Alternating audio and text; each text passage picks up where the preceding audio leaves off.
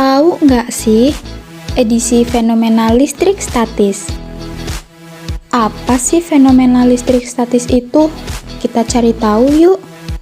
Yang pertama yaitu proses terjadinya petir. Sebelum membahas tentang bagaimana proses terjadinya petir, sebenarnya apa sih petir itu? Nah, jadi petir merupakan salah satu fenomena alam yang unik dan juga berbahaya bagi manusia. Proses terjadinya petir melibatkan arus listrik yang berada di awan dan di udara.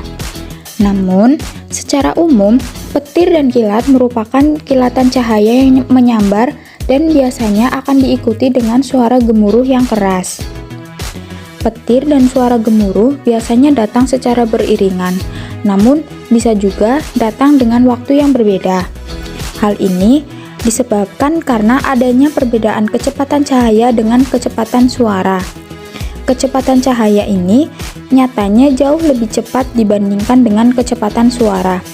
Oleh karena itu, petir akan terlihat lebih dahulu dan selanjutnya akan terdengar suara guntur.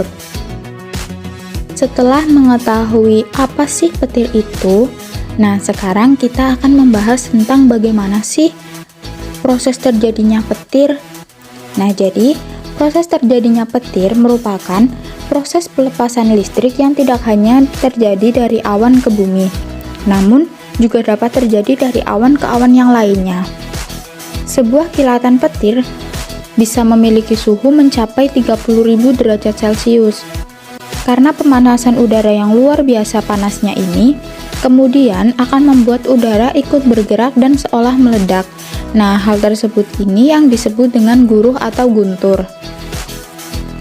Pada saat muatan listrik terkumpul dalam awan dan posisi awan semakin tinggi, maka muatan awan akan terlibat dalam turbulensi udara.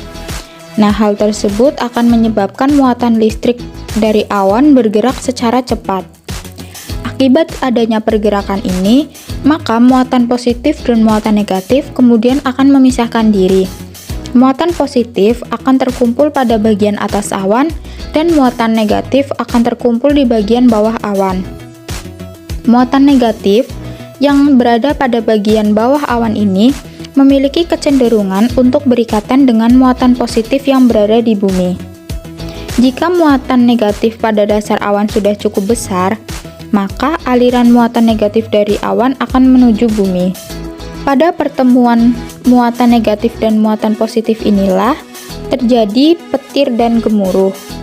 Air yang ada di udara juga akan menurunkan daya isolasi udara, sehingga pada musim hujan arus listrik akan lebih mudah mengalir dan menyebabkan banyak terjadinya petir.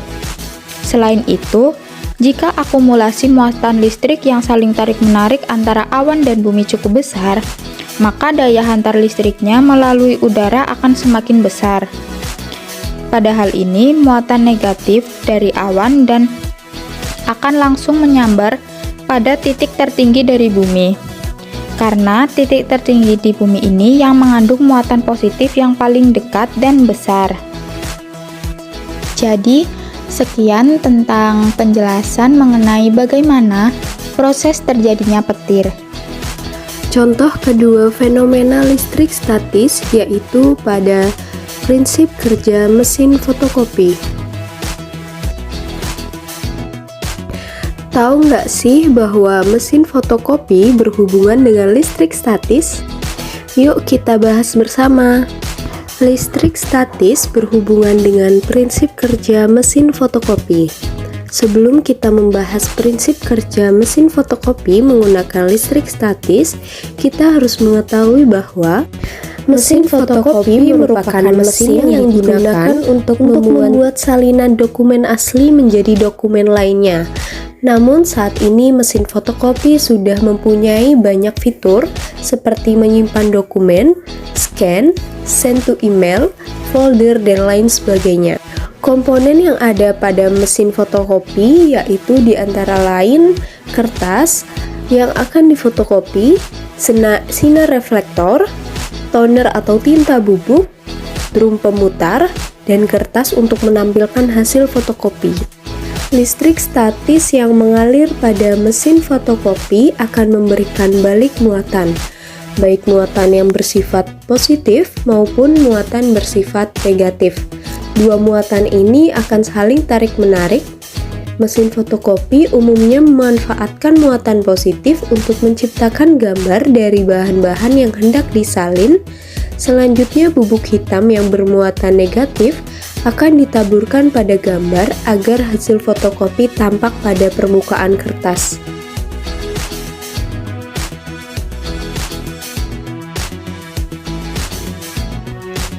Kalian tahu tidak bagaimana prinsip kerja mesin fotokopi menggunakan listrik statis?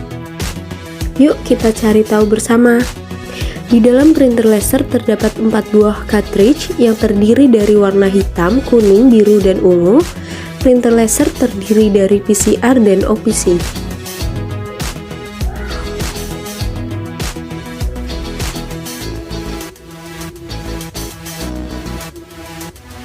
PCR berputar lalu OPC melanjutkan putaran dari PCR tersebut.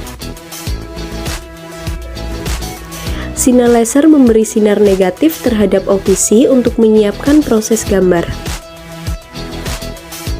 Kemudian ketika sinar laser jatuh tepat di OPC yang berada di bawah PCR, akan membentuk desain yang akan diprint. Lalu toner atau bubuk yang digunakan untuk printer akan berputar di toner hopper.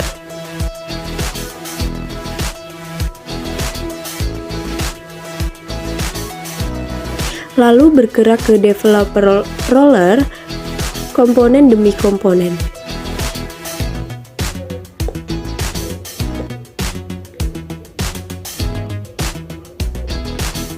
Toner yang sudah ada di toner hopper yang semula negatif setelah masuk ke dalam OPC drop berubah menjadi positif dan membentuk desain yang akan kita print.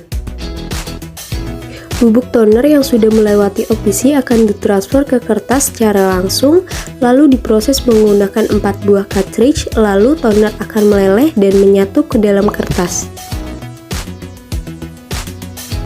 Sisa toner yang tidak terpakai di OPC drum akan bersih dan hilang dengan sendirinya, lalu karena akan dihapus oleh PCR.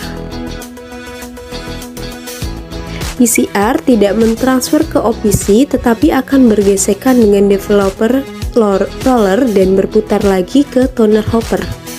Lalu gambar yang kita inginkan akan tercetak. Fenomena listrik statis yang ketiga adalah prinsip kerja pada cat semprot.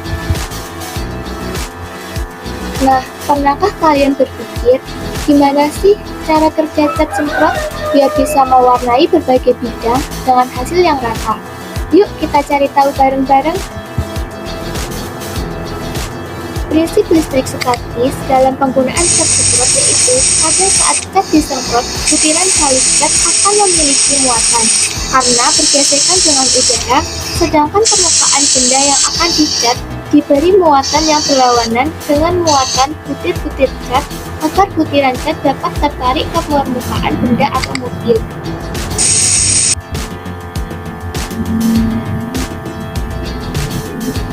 Nah, bisa dilihat dari video ini, kenapa bisa tertarik ke permukaan benda?